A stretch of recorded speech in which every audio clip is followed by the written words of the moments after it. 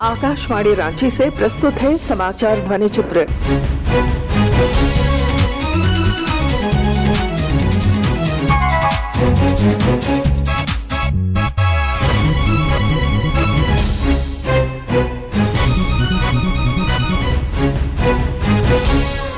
इस अंक में मन की बात, टीबी मुक्त भारत अभियान, राजमार्ग परियोजना और प्रकृति पर्व सरहुल। आकाशवाणी के सर्वाधिक लोकप्रिय कार्यक्रम मन की बात का 100वां एपिसोड अगले महीने पूरे होने जा रहा है। 3 अक्टूबर 2014 को शुरू हुआ मन की बात कार्यक्रम का यह सिलसिला आज भी जारी है। आइए सुनते हैं मन की बात पर आधारित विशेष श्रृंखला। लोग, आवाज और सीधा संवाद, यानी आपके हम सबके मन की बात। जी हाँ, ऐसे ही करोड़ों लोगों से जुड़ जाते हैं हमारे प्रधानमंत्री हर महीने मन की बात प्रोग्राम के साथ। आकाशवाणी पर यह सिलसिला अप्रैल में 100वीं कड़ी के साथ जारी रहेगा। इस विशेष मौके पर मन की बात कार्यक्रम से प्रधानमंत्री के चुनिंदा संबोधनों को फिर प्रस्तुत किया जा रहा है। इस विशेष कार्यक्रम की 19वीं कड़ी में पेश है मन की बात से प्रधानमंत्री के विचार, जिसके जरिए उन्होंने उन लोगों से गैस सब्सिडी छोड़ने की अपील की जिनकी आर्थिक हालत गवाही देती है। प्रधानमंत्री नरेंद्र मोदी ने जब देश की कमान संभाली, तब देश को रसोई गैस की सब्सिडी में हजारों करोड़ रुपए खर्च करना पड़ रहा था। प्रधानमंत्री मोदी ने 24 अप्रैल 2016 के मन की बात कार्यक्रम में सक्षम लोगों से गैस सब्सिडी खुद छोड़ने की अपील की। उसका जबरदस्त असर हुआ। घोषणा के बाद गैस सब्सिडी छोड़ने वालों का तांता लग गया। जानिए प्रधानमंत्री ने तब क्या कहा था।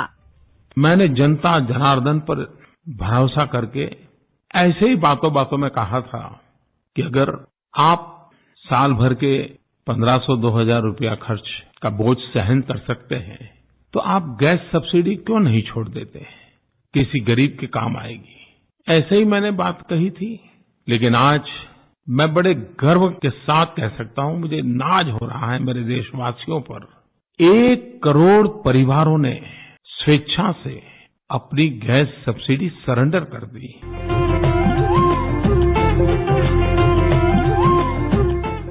विश्व टीबी दिवस के अवसर पर कल वाराणसी में प्रधानमंत्री नरेंद्र मोदी की उपस्थिति में टीबी मुक्त भारत अभियान को आगे बढ़ाने का संकल्प लिया गया।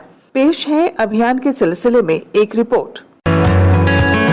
स्वस्थ भारत की नींव पर ही हम एक समृद्ध भारत की परिकल्पना कर रहे हैं। देश ने पिछले 9 सालों में स्वास्थ्य के क्षेत्र में अभूतपूर्व प्रगति की है।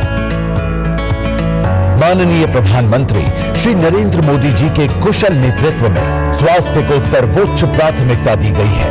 उनके आह्वान का अनुसरण करते हुए राष्ट्र दृढ़ संकल्प के साथ वैश्विक लक्ष्य से 5 साल पहले सन 2025 तक टीबी मुक्त बनने के लिए प्रतिबद्ध है। टीबी फ्री इंडिया का लक्ष्य 2030 साथ ये रिपोर्ट वर्ष 2025 तक देश को टीबी मुक्त करने की दिशा में किए गए देश के प्रयासों का एक संकलन है। इसके अलावा एक्स्ट्रा पल्मोनरी टीबी के निदान और उपचार के सशक्तिकरण हेतु extra pulmonary TB training module का अनावरण किया जा रहा है। ये मॉड्यूल भारत में सरकारी और निजी क्षेत्रों में द्वितीय और तृतीय केयर स्तर के स्वास्थ्य सेवा प्रदाताओं के लिए बनाया गया है। इस मॉड्यूल के द्वारा उन्हें एक्स्ट्रा पल्मोनरी टीबी मामलों की पहचान, नोटिफिकेशन, निदान और उपचार के विषय में बेहतर प्रशिक्षण दिया जाएगा। टीबी से प्रभावित परिवारों की खुशहाली सुनिश्चित करने हेतु माननीय प्रधानमंत्री श्री नरेंद्र मोदी जी के नेतृत्व में फैमिली केयर गिवर इनिशिएटिव की शुरुआत की जा रही है। इसके अंतर्गत परिवार के सदस्यों को टीबी संबंधित विशेष प्रशिक्षण दिया जाएगा। इस पहल के अंतर्गत स्वास्थ्य कर्मी परिवार के सदस्यों को निरंतर सहयोग प्रदान करेंगे। उनकी समस्याओं के समाधान के लिए हेल्पलाइन नंबर उपलब्ध करवाए जाएंगे। साथ ही इंटरैक्टिव टूल्स और प्रचार सामग्री भी उपलब्ध कराई जाएगी। ये पहल टीबी मुक्त भारत की दिशा में एक महत्वपूर्ण कदम है। देश से टीबी को जड़ से समाप्त करने हेतु टीबी मुक्त पंचायत अभियान का शुभारंभ किया जा रहा है। इस अवसर पर प्रधानमंत्री नरेंद्र मोदी ने उपस्थित लोगों को संबोधित करते हुए कहा कि सरकार 2025 तक देश को टीबी मुक्त करने के लिए टेक्नोलॉजी का इस्तेमाल कर रही है। 2014 के बाद से भारत ने जिस नई सोच और अप्रोच के साथ टीबी के खिलाफ काम करना शुरू किया, वो वाकई अभूतपूर्व है।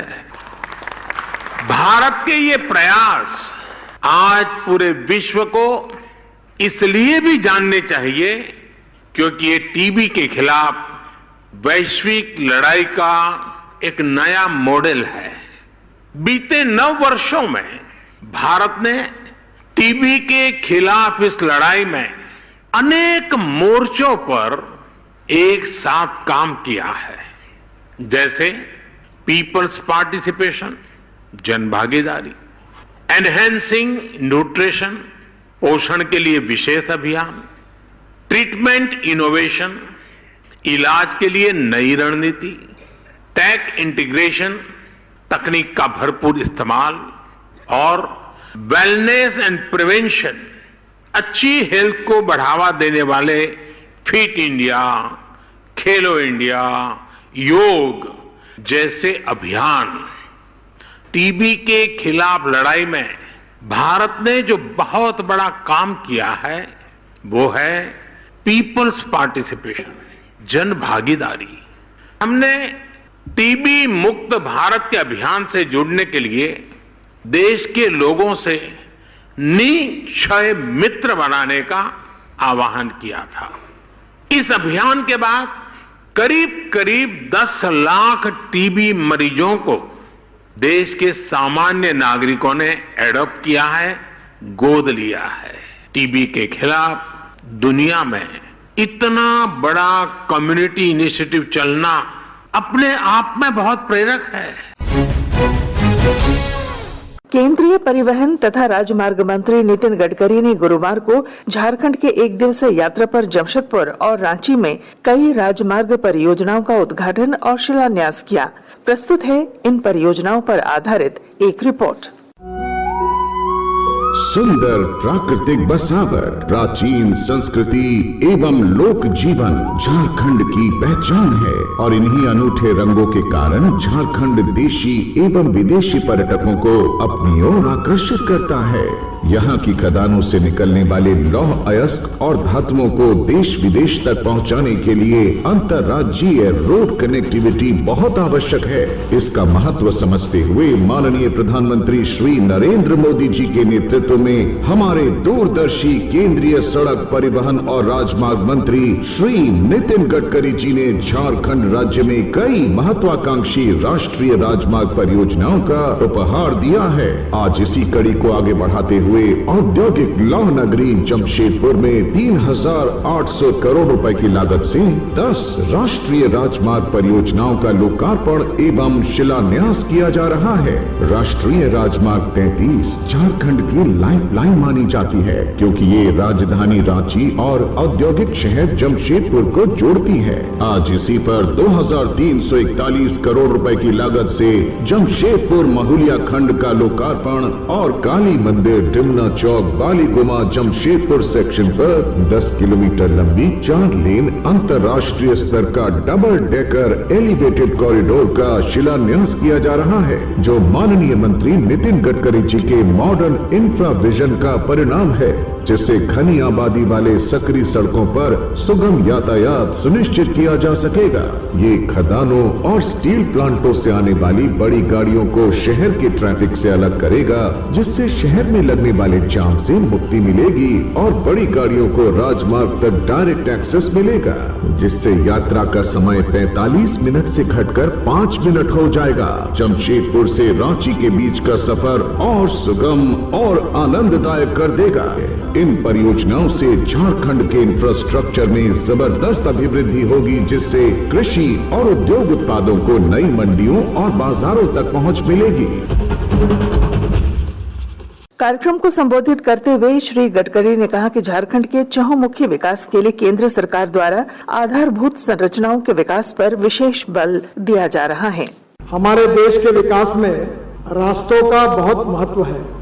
आपको पता है कि हमारा झारखंड खनिज संपत्ति से और वन संपत्ति से परिपूर्ण है और हमारे देश के विकास में झारखंड का बहुत बड़ा योगदान है। हमारा कोयला हो, हमारा ऑयल हो, झारखंड से मिलता है।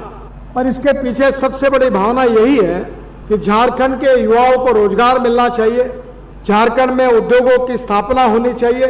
उद्योग और कैपिटल इन्वेस्टमेंट आएगी तो रोजगार निर्माण होंगे और रोजगार निर्माण होगा तो गरीबी दूर होगी। बहनों और भाइयों, इंडस्ट्री अगर लानी है तो 4 बातें जरूरी है जो होती है तो इंडस्ट्री आती है। एक है वाटर, दूसरा है पावर, तीसरा है ट्रांसपोर्ट और चौथा है कम्युनिकेशन। और मुझे बहुत खुशी है कि झारखंड में जब 2014 में मोदी जी की सरकार आई तो 200-250 किलोमीटर केवल राष्ट्रीय महामार्ग था, पर मोदी जी के नेतृत्व में आज झारखंड में 4000 किलोमीटर से ज्यादा राष्ट्रीय महामार्ग हुआ है। केवल राष्ट्रीय महामार्ग नहीं हुआ है तो हमने झारखंड के चौफेर विकास के लिए करीब 2 लाख करोड़ रुपए खर्चा करके झारखंड के विकास का प्रोग्राम भी बनाया। आज पहली बार देश के पहले ऐसे रोड का मैं भूमि पूजन कर रहा हूं, एलिवेटेड रोड का, जो डबल डेकर है। पर आज पहली बार अगर ये डबल डेकर की शुरुआत अगर कोई हुई तो झारखंड में जमशेदपुर में हुई है। इस बात की मुझे बहुत खुशी है। रांची से जमशेदपुर 1850 करोड़ की लागत से 164 किलोमीटर 4 लेन का हमने ये कॉरिडोर निर्माण हो गया है। यह कॉरिडोर रांची, सरायकेला, खरसामा, पूर्वी सिंहभूम जिले के से गुजर रहा है। ये रांची रिंग रोड को कॉरिडोर से जोड़ने के लिए विकास विद्यालय और रामपुर गांव में इंटरचेंज बनाया जा रहा है, जिसका डीपीआर अक्टूबर 2023 तक बन जाएगा। राज्य में प्रकृति पर्व सरहुल कल धूमधाम से मनाया गया। मुख्य कार्यक्रम राजधानी रांची के आदिवासी हॉस्टल में आयोजित हुआ, जहां मुख्यमंत्री हेमंत सोरेन भी उपस्थित थे।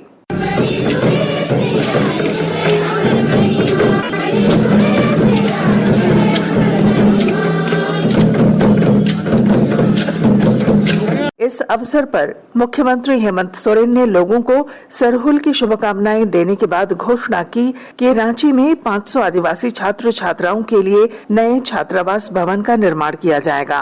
इस शुभ अवसर पर ढेर सारी शुभकामनाएं भी देता हूं। आदिवासी हॉस्टल का एक नया और भव्य तरीके से हॉस्टल का कायाकल्प होना है, इसको लेकर के कार्य योजना बन के तैयार हो गई, उसकी स्वीकृति भी हो गई है। यहाँ पर 500 बच्चों को, हमारे नौजवान जो बाहर से पढ़ने आते हैं उनके लिए भव्य मल्टी स्टोरेज छात्रावास बनेगा और महिलाओं के लिए भी, लड़कियों के लिए भी खूबसूरत भव्य मल्टी स्टोरेज हॉस्टल का भी निर्माण हम लोगों ने करने का निर्णय लिया है। जितना भी हमारा धार्मिक स्थल है, चाहे मसना हो, सरना हो और भी जो हम मनाते हैं त्योहार पर, उन सबको संरक्षित करने का भी निर्णय सरकार ने लिया है। पहले जो खतियान में सरना मसना है उन्हीं का जीर्णोद्धार हो सकता था, लेकिन अब उसकी बाध्यता खत्म करके जितने भी और नए, चाहे वो 5 साल पहले बना हो, 10 साल पहले बना हो, 100 साल पहले बना हो, उन सभी सरना मसना स्थल का जीर्णोद्धार करने का हम लोगों ने निर्णय ले लिया है। इसके साथ ही आकाशवाणी रांची से समाचार ध्वनि चित्र का आज का संस्करण समाप्त हुआ। हर शनिवार ये कार्यक्रम रात्रि 7:45 बजे समाचार एकांश द्वारा प्रस्तुत किया जाता है। संपादक अब्दुल हमीद, प्रस्तुतकर्ता अरविंद कुमार और प्रवक्ता पूनम किरकेट्टा।